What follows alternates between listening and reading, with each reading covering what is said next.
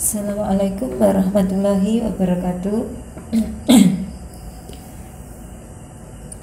Kali ini kita akan melanjutkan pembahasan materi IPA buku PR Intan Pariwara kelas 7 uji kompetensi 3 halaman 200 sampai dengan 201. Langsung saja kita mulai dari soal nomor 1.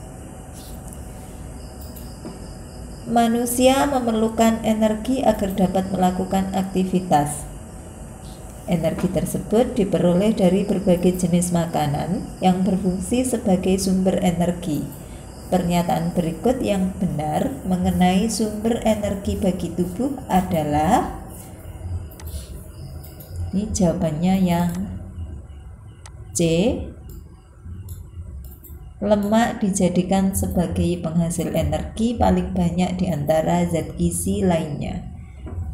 Penjelasannya adalah sumber energi bagi tubuh berasal dari 3 senyawa utama, yaitu karbohidrat, lemak, dan protein. Karbohidrat menjadi sumber utama energi bagi tubuh, tetapi bukan sebagai penghasil energi paling banyak. Senyawa penghasil energi paling banyak adalah lemak.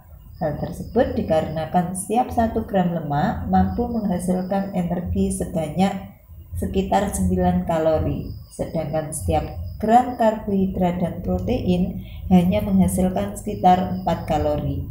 Jadi karbohidrat dan protein menghasilkan energi dalam jumlah yang sama setiap gramnya. 2. Sel-sel tubuh dapat mengalami kerusakan baik karena faktor ekstrinsik atau intrinsik.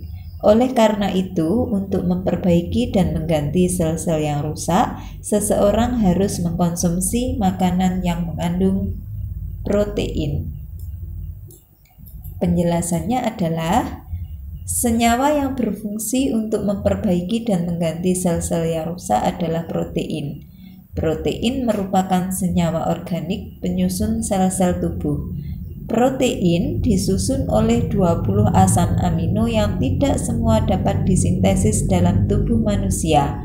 Untuk memenuhi kebutuhan asam amino lainnya, seseorang harus mengkonsumsi makanan yang mengandung protein seperti ikan, daging, telur, dan susu. Adapun lemak dapat berfungsi untuk melarutkan vitamin A, D, E, K, menjaga suhu tubuh dan melindungi organ vital tubuh. Sementara amilum dan glikogen merupakan bentuk dari karbohidrat. Karbohidrat berfungsi untuk membantu penyerapan kalsium, membantu melancarkan pencernaan, dan mengatur metabolisme lemak. Soal nomor 3. Vina makan beberapa jenis buah seperti semangka, mangga, dan apel. Menurut Vina, ketiga buah tersebut memiliki rasa manis dengan tingkatan yang berbeda-beda. Vina menyatakan bahwa apel memiliki rasa yang paling manis. Perbedaan rasa manis ketiga buah dipengaruhi oleh perbedaan konsentrasi fruktosa. Penjelasannya adalah, rasa manis yang terdapat pada buah disebabkan adanya kandungan monosakarida. Jenis monosakarida yang terdapat dalam buah adalah fruktosa atau gula buah. Sedangkan galaktosa merupakan jenis monosakarida yang tidak terdapat bebas di alam, tetapi terdapat dalam tubuh sebagai hasil pencernaan laktosa. Adapun maltosa merupakan jenis disakarida yang terdapat pada biji-bijian. Sukrosa merupakan jenis disakarida yang terdapat pada tebu dan kelapa, sehingga sering disebut sebagai gula tebu atau gula bit. 4. Perhatikan beberapa gambar berikut ini. Berdasarkan gambar, pengelompokan makanan yang mengandung lemak jenuh dan lemak tidak jenuh dalam tabel yang benar adalah lemak jenuh terdapat dalam 1, 3, 6 dan lemak tidak jenuh 2, 4, 5. Penjelasannya adalah, gambar 1 ini menunjukkan daging sapi. Gambar 2 menunjukkan kacang almond. Gambar 3 adalah susu. Gambar 4 kacang tanah. Gambar 5 biji bunga matahari. Dan gambar 6 adalah keju. Lemak merupakan salah satu kandungan makanan sumber energi bagi tubuh. Lemak dibedakan menjadi lemak jenuh dan lemak tidak jenuh. Lemak jenuh merupakan jenis lemak yang mudah mengendap dan menjadi padat pada suhu ruang. Lemak jenuh tidak sehat bagi tubuh karena mengandung kolesterol. Lemak jenuh terdapat pada daging sapi, susu, dan keju. Sementara itu, lemak tidak jenuh merupakan lemak yang berbentuk cair pada suhu ruang. Lemak tidak jenuh terdapat pada kacang almond, kacang tanah, dan biji bunga matahari. Oleh karena itu, lemak jenuh ditunjukkan oleh angka 1, 3, dan 6, sedangkan lemak tidak jenuh ditunjukkan oleh angka 2, 4, dan 5. 5. Protein nabati sering disebut dengan protein kurang sempurna karena kandungan asam amino esensial lengkap tetapi terkadang jumlahnya sedikit. Penjelasannya adalah protein nabati merupakan protein yang berasal dari tumbuhan. Protein nabati merupakan protein yang tidak sempurna karena kandungan asam amino esensialnya lengkap tetapi ditemukan dalam jumlah sedikit. Akibatnya jumlahnya tidak dapat memenuhi kebutuhan tubuh. Sementara itu protein hewani merupakan protein yang sempurna karena mengandung asam amino esensial yang lengkap dan jumlahnya mencukupi.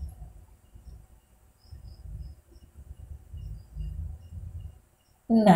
Perhatikan bahan makanan pada gambar di samping. Zat gizi terbesar yang terkandung dalam bahan makanan berfungsi untuk menjaga kekebalan tubuh. Penjelasannya adalah bahan makanan pada gambar udang, ini adalah gambar udang. Zat gizi terbesar yang terkandung dalam udang adalah protein. Fungsi protein bagi tubuh antara lain 1. Membantu perkembangan sel di dalam tubuh. 2. Menjaga kekebalan tubuh. 3. Regenerasi sel dan membantu penyembuhan luka. 4. Mengatur kerja hormon dan enzim. 5. Membentuk antibodi untuk melawan penyakit. 6. Sebagai sumber energi. Sementara itu, membantu proses penyerapan kalsium merupakan salah satu jenis karbohidrat yaitu laktosa. Karbohidrat juga berfungsi mencegah terjadinya oksidasi tak sempurna lemak. Hal ini merupakan fungsi karbohidrat sebagai pengatur metabolisme lemak. Vitamin di dalam tubuh terbagi atas vitamin yang dapat larut di dalam air dan vitamin yang dapat larut dalam lemak.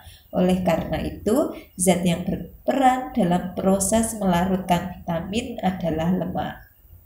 7.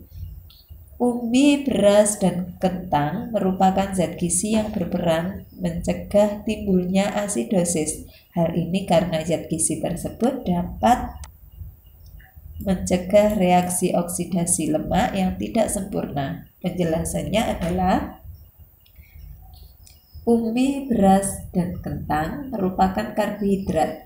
Salah satu peran karbohidrat dalam tubuh adalah mencegah timbulnya asidosis. Asidosis terjadi karena terbentuk senyawa ketan yang menyebabkan ketidakseimbangan natrium dalam tubuh, dehidrasi, dan penurunan pH. Senyawa ini terbentuk dari reaksi oksidasi lemak yang tidak sempurna. Disinilah peran karbohidrat, yaitu mencegah reaksi oksidasi lemak yang tidak sempurna. Sistem kekebalan tubuh dibentuk oleh protein. Vitamin A, D, E, dan K larut di dalam lemak. 8. Suatu bahan makanan yang diuji dengan larutan Benedict menunjukkan hasil positif dengan adanya perubahan warna menjadi merah bata. Akan tetapi saat pengujian dengan larutan Biuret tidak mengalami perubahan warna sehingga hasilnya negatif. Jika makanan tersebut terlalu banyak dikonsumsi oleh seseorang, dapat memicu timbulnya penyakit diabetes mellitus. Penjelasannya adalah larutan Benedict digunakan untuk menguji kandungan glukosa dalam bahan makanan. Saat diuji dengan larutan Benedict, bahan makanan yang mengandung glukosa akan mengalami perubahan warna menjadi merah bata.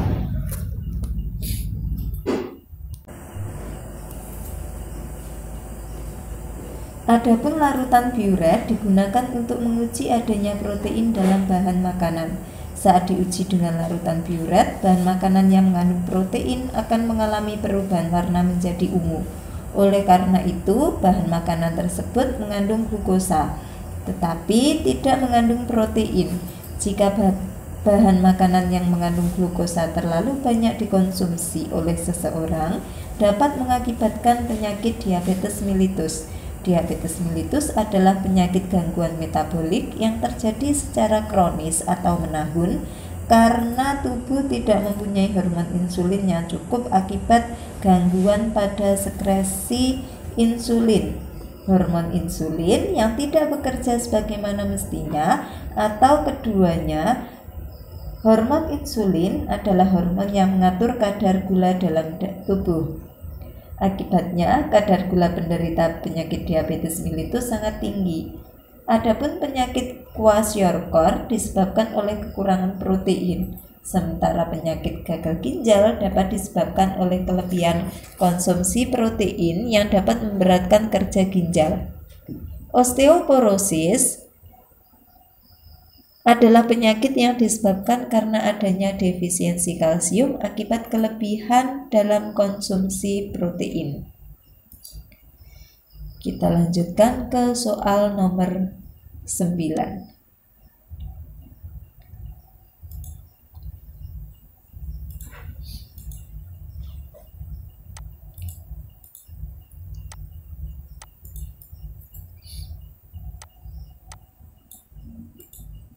Perhatikan hasil uji makanan menggunakan larutan Lugol, Benedict, dan Biuret berikut.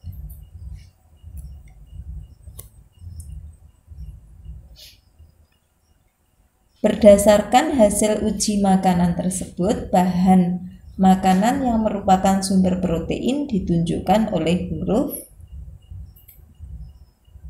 A dan D.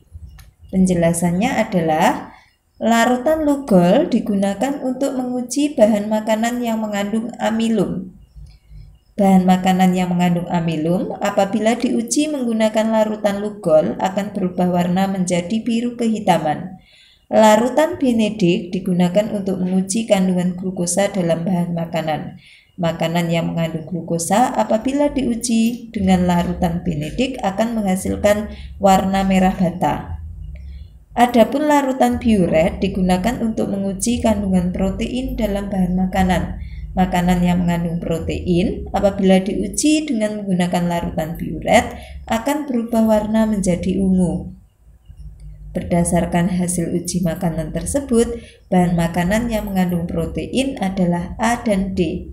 Adapun bahan makanan B mengandung glukosa, bahan makanan C mengandung amilum, dan bahan makanan E mengandung glukosa. 10. Pada kemasan bahan makanan tercantum komposisi zat gizi sebagai berikut. Pernyataan yang benar mengenai jumlah energi pada komposisi bahan makanan adalah jumlah energi yang terkandung dalam lemak lebih besar daripada jumlah energi dalam karbohidrat. Penjelasannya adalah karbohidrat, protein, dan lemak merupakan bahan makanan yang berperan sebagai sumber energi. 1 gram karbohidrat menghasilkan energi sekitar 4 kalori, sehingga 6 gram karbohidrat akan menghasilkan energi sekitar 24 kalori. 1 gram protein menghasilkan energi sekitar 4 kalori, sehingga 3 gram protein menghasilkan energi sebesar 12 kalori. 1 gram lemak menghasilkan energi sekitar 9 kalori, sehingga 3 gram lemak menghasilkan energi sekitar 27 kalori. Dengan demikian, jumlah energi pada komposisi tersebut dari yang paling besar yaitu lemak, karbohidrat, dan protein. Kita akan lanjut ke soal bagian B. Firman mengkonsumsi makanan yang mengandung karbohidrat 125 gram, protein 60 gram, dan lemak 40 gram. Dengan mengkonsumsi makanan tersebut, tubuh Firman mendapatkan pasokan energi sebanyak, nah, di sini perhitungannya akan saya tuliskan. Untuk karbohidratnya tadi 125 gram. Maka total energinya, karbohidrat itu setiap gramnya menghasilkan sekitar 4, maka ini tinggal kalikan 4. 125 kali 4 hasilnya adalah 500. Kemudian untuk protein, di situ tertera 60. Protein menghasilkan energi sekitar 4 kalori.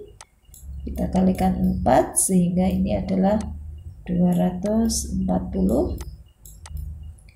Yang terakhir adalah lemak. Lemaknya di sana ada 40 gram. Lemak setiap gram menghasilkan sekitar 9 kalori. Kita kalikan 9. Ini adalah 360.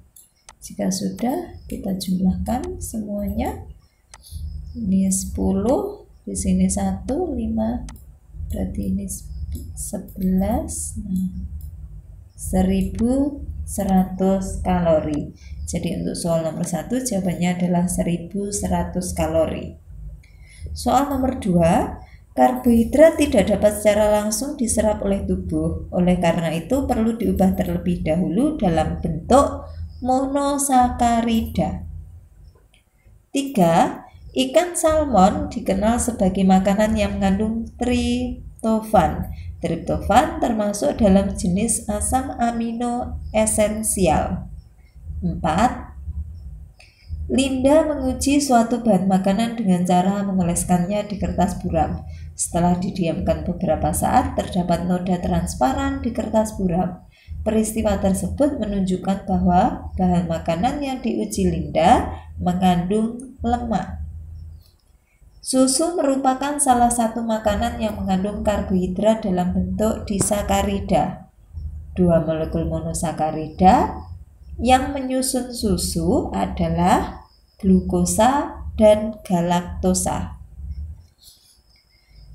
Bagian C, soal nomor 1, sebagian besar kasus obesitas disebabkan oleh konsumsi karbohidrat secara berlebihan. Menurut pendapatmu, benarkah pernyataan tersebut? Jelaskan alasannya. Jawabannya adalah obesitas atau kegemukan merupakan suatu kondisi penumpukan lemak dalam jumlah melebihi batas normal. Obesitas dapat disebabkan oleh banyak faktor. Salah satunya adalah konsumsi karbohidrat secara berlebihan. Karbohidrat merupakan salah satu senyawa penghasil energi dalam tubuh. Karbohidrat diubah dalam tubuh menjadi glukosa. Glukosa inilah yang digunakan sel tubuh untuk membentuk energi atau ATP. Pembentukan energi dalam tubuh disesuaikan dengan aktivitas tubuh. Jika konsumsi karbohidrat melebihi dari jumlah energi yang dibutuhkan oleh tubuh, maka karbohidrat akan disimpan dalam bentuk glikogen.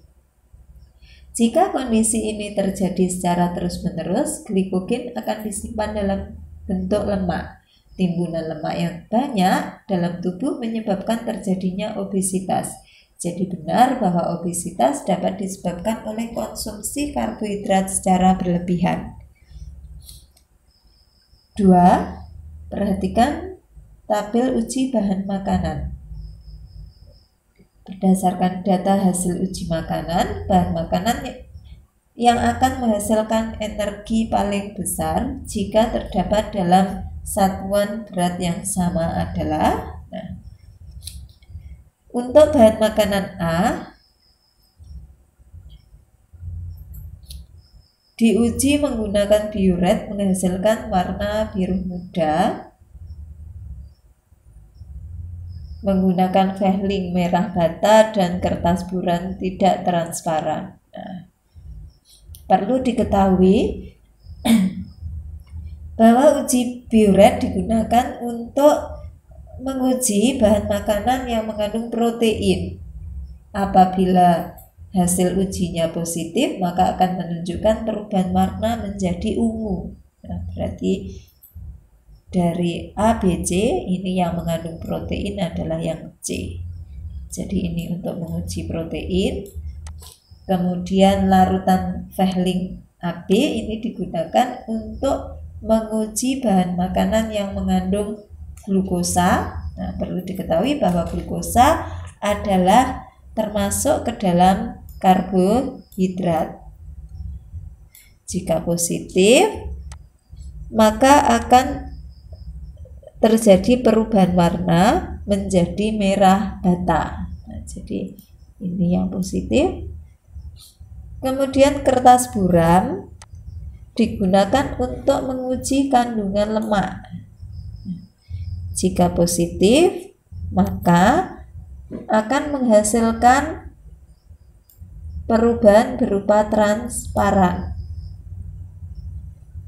Maka dari sini dapat kita ketahui bahwa makanan A tadi glukosa atau karbohidrat, makanan A berarti mengandung karbohidrat, B mengandung lemak, dan C mengandung protein. Apabila terdapat dalam satuan berat yang sama, maka yang akan menghasilkan energi yang paling besar adalah makanan yang mengandung lemak, sehingga di sini jawabannya adalah makanan yang B. 3. Mengapa seseorang harus tetap mengkonsumsi protein hewani meskipun sudah mengkonsumsi protein yang berasal dari tumbuhan? Jawabannya adalah protein merupakan senyawa kompleks yang tersusun atas berbagai macam asam amino. Asam amino penyusun protein dalam tubuh dibagi menjadi asam amino esensial dan asam amino non-esensial. Asam amino non-esensial adalah asam amino yang dapat disintesis sendiri oleh tubuh. Adapun asam amino esensial adalah asam amino yang tidak dapat disintesis oleh tubuh dan didapatkan dengan cara mengkonsumsi makanan dari luar. Asam amino esensial diperoleh dari berbagai makanan yang mengandung protein. Berdasarkan sumbernya, protein dapat dibagi menjadi dua, yaitu protein hewani dan nabati. Protein hewani diperoleh dari hewan, sedangkan protein nabati diperoleh dari tumbuhan. Perbedaannya adalah protein hewani dan nabati adalah kandungan asam amino esensial penyusunnya. Protein hewani mengandung asam amino esensial yang lebih lengkap dan lebih banyak daripada protein nabati. Oleh karena itu, meskipun sudah mengkonsumsi protein nabati, tetap harus mengkonsumsi protein hewani agar kebutuhan asam amino esensialnya dapat terpenuhi dengan baik. 4. 1 gram lemak menghasilkan energi lebih banyak daripada energi yang dihasilkan oleh 1 gram karbohidrat. Akan tetapi, zat gizi yang berperan sebagai sumber energi utama bagi tubuh adalah karbohidrat. Mengapa demikian? Jawabannya adalah meskipun jumlah energi yang dihasilkan karbohidrat lebih kecil daripada jumlah energi yang dihasilkan lemak, tetapi zat gizi yang berperan sebagai sumber energi utama bagi tubuh adalah karbohidrat. Hal ini karena karbohidrat lebih mudah dicerna daripada lemak, sehingga dapat menyediakan pasokan energi yang lebih cepat. 5. Seorang pasien mengalami serangan jantung secara mendadak. Setelah dilakukan cek darah, kadar kolesterol yang dimiliki oleh pasien sangat tinggi. Kolesterol yang tinggi terjadi karena gaya hidup yang tidak sehat. Dia lebih menyukai makanan yang berasal dari hewan seperti daging merah dan telur daripada sayuran dan buah-buahan. Berdasarkan pernyataan di atas, benarkah kebiasaan makan pasien dapat memicu meningkatnya kadar kolesterol dalam tubuh? Kemukakan pendapatmu. Jawabannya adalah makanan yang berasal dari hewan seperti daging, telur, dan ikan mengandung banyak kolesterol jahat atau LDL. Kolesterol LDL disebut sebagai kolesterol jahat karena jumlah yang berlebih dalam darah akan diendapkan di dinding pembuluh darah. Pengendapan ini mempersempit pembuluh darah sehingga mengganggu aliran darah dan mengakibatkan penyakit darah tinggi. Dalam kondisi yang lebih parah, pengendapan kolesterol dapat menyumbat pembuluh darah. Penyumbatan pembuluh darah jantung menimbulkan serangan jantung. Selain itu, tidak mengkonsumsi sayuran dan buah-buahan juga dapat memperparah keadaan. Hal ini karena sayuran yang berwarna hijau mengandung antioksidan.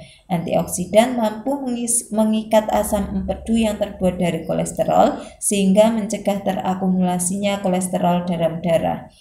Adapun dalam buah-buahan mengandung kolesterol baik atau HDL. Kolesterol HDL dapat berguna untuk membersihkan pembuluh darah dari kolesterol LDL yang berlebih. Oleh karena itu, dengan menyimbangkan konsumsi antara sayuran, buah, dan produk dari hewan dapat mencegah terjadinya serangan jantung. Jadi benar bahwa kebiasaan mengkonsumsi makanan yang hanya berasal dari hewan, tidak mengkonsumsi sayuran dan buah-buahan dapat meningkatkan kadar kolesterol dalam tubuh. Demikian pembahasan kita kali ini, semoga bermanfaat. Kalian dapat menuliskan permintaan pembahasan yang lainnya pada kolom komentar. Assalamualaikum warahmatullahi wabarakatuh.